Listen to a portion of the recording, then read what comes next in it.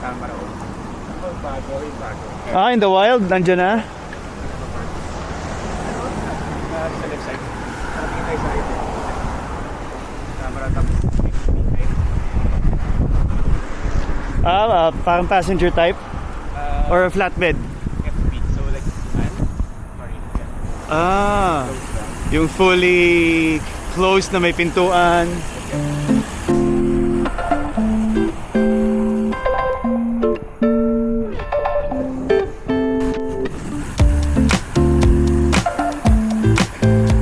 Paano ka mag-react kung may katabi ka sa plane? Or kahit kaharap o kalikod? Anybody near you? Na malakas ang amoy. I mean, how would you handle that realistically? Diba?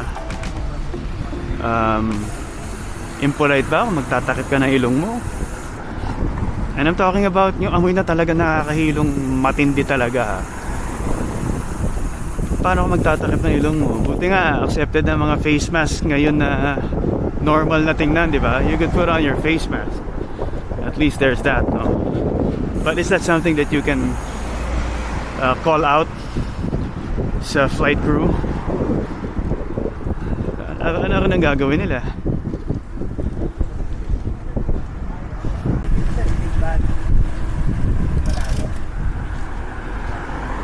Ito, isa pa.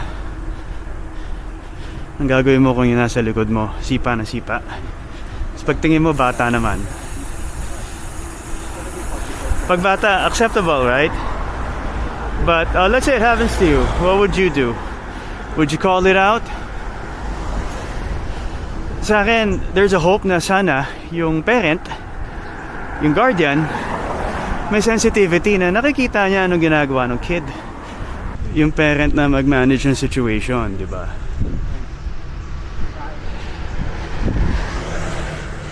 Pero kung maaari walang ginagawa yung parent, do you think it's proper na maligod ka and call it out? Kanino mo i-address? Dun sa bata o dun sa parent? What would you do? Eh, paano kung grown up naman yung sumisipa? Definite call out yan. I have no issues whatsoever in calling a grown up out. Instant yan. I know how to do it the right way, the polite way naman, na walang away. Basta magandang pakiusap does the trick.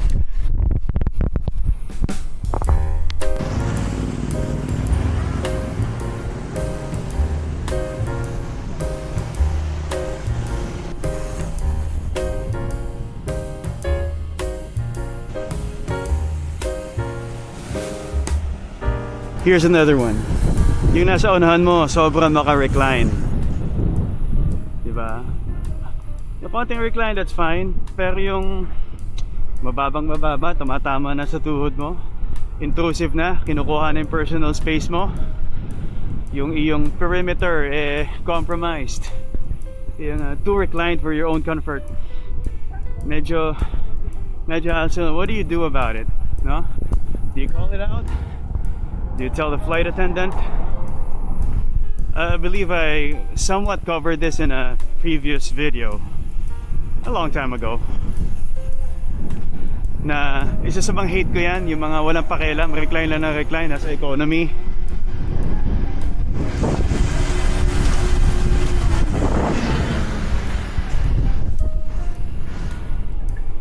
Wala eh, it's very debatable, hating-hati ang opinion ng tao. Kasi ang sasabihin dyan, dahil lakas na hangin, wait.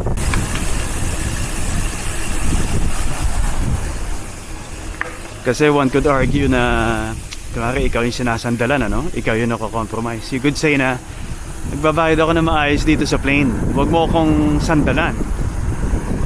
You're taking away my comfort. But it works both ways. Hangin, I hope you're getting this. I hate my camera, I tell you, I hate this camera with a passion. This is the Insta360 Go 3S. It's not a vlogging camera. I need to replace this soon.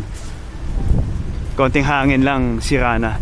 Anyway, on the flip side, yung person who is reclining can argue din na mag-recline ako kasi nagbayad din ako.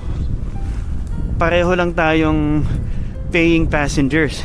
And bakit pa linagay yung recliner kung hindi naman din gagamitin? Ganun ang katwiran din ng mga hilig mag-recline at walang pakialam.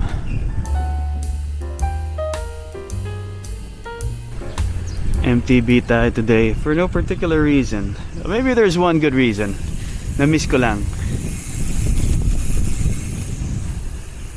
I was cleaning my other bikes. Nakita ko siya, parang tinatawag ako eh. So sige, sabi ko. This was last night. Sabi ko, okay, I'm gonna use it tomorrow.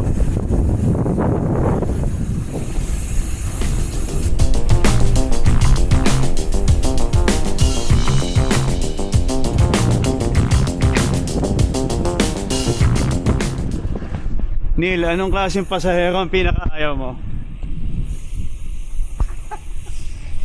Ano nga ba? Siyempre yung masyadong makomplain na naghahanap parati ng buta sa inyo. Na enjoy na lang yung flight. Mga mema, ganun. Oo, para lang may mapintas lang kasi sumakay na sa ganitong airline. Nagko-compare. Oo, hindi na.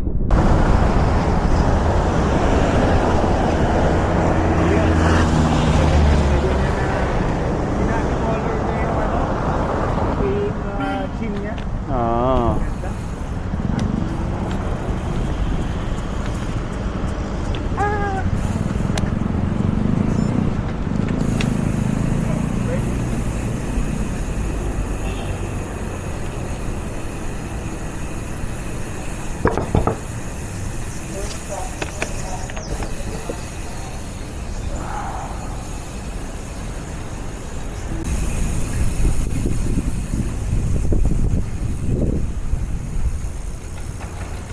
Those entitled people that are happy to press the button. I need more water. I'm sorry, to press the button.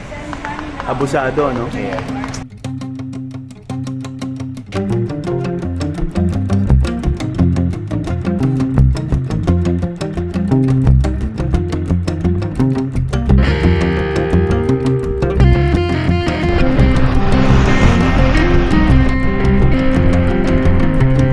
Sarap mag-MTB. So comfortable. Upright ka eh. Tsaka yung shock absorption, yung control. Very comfortable. Matagal na yung huling MTB ride ko din eh. It feels nice. You know, most of the issues that I mentioned, resulta yan ng spacing issue eh. Diba? Spacing, think about it. Yung naka-recline na nasa harap mo, yung pasipa-sipa sa likod mo, yung maingay, yung may amoy. Space yan eh. The long and short of it is masikip. If you want to have control over these issues brought about by spacing, mag-business class ka. No? Para mas manageable. Hindi 100% mawawala yung issues. You can't eliminate it 100% of the time. But you're guaranteed at least a level of comfort. Diba? Pasipa-sipa sa likod, wala yan. Ang hindi mo lang maiwasan, yung ingay. And let me tell you about one business class flight that we took. So we were going to Rome. So Manila to Abu Dhabi muna, then Abu Dhabi to Rome. Yung Abu Dhabi to Rome, may nakasabay kami family na Italian. Mom, dad, and 2 kids. I tell you, there was like 5 or 6 hours left, no? From Abu Dhabi to Rome. The kids were just loud. Nag-lights off na, ang ingay pa rin ng dalawang bata. And these are grown kids. Double-digit ages na sila. You could tell eh, matangkad na eh. Pero ang lakas ng kwentuhan. Nag-away pa at some point. Napakalakas. The whole time. Lights off na, ingay pa rin. And it was frustrating. It was even appalling na bakit yung magulang walang ginagawa to manage the noise na ginagawa ng mga anak nila. Morning.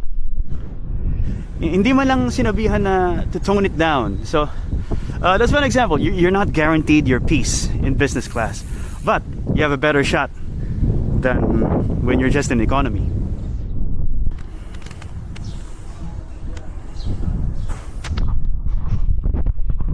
And the skinny of it all is that hindi ka naman pwedeng business class palagi. It's just so expensive.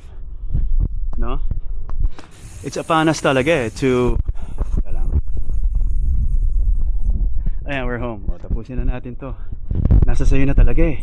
Kung may sensitivity ka, if you care about the people that you're with, hindi lahat meron yan. It takes real compassion and sensitivity. Golden rule nga eh, don't do unto others, di ba? Minsan walang rules, di ba? Like, you can recline because the function is there. Pwede ka mag-recline. Hindi naman nakalagay na bawal mag-recline. Pero may mag-recline na talagang i-hassle na niya yung nasa likod niya. Yun, yung maingay. Hindi naman bawal magkipagkwentuhan sa aeroplano eh. Pero kung malakas ka na, nakaka-interfere ka na, hindi na makapahinga yung tao, gagawin mo ba? Diba? Walang rule, walang magbabawal. Pero dito nga nahihiwalay yung mga may modo sa wala. Just because you can doesn't mean you should. No?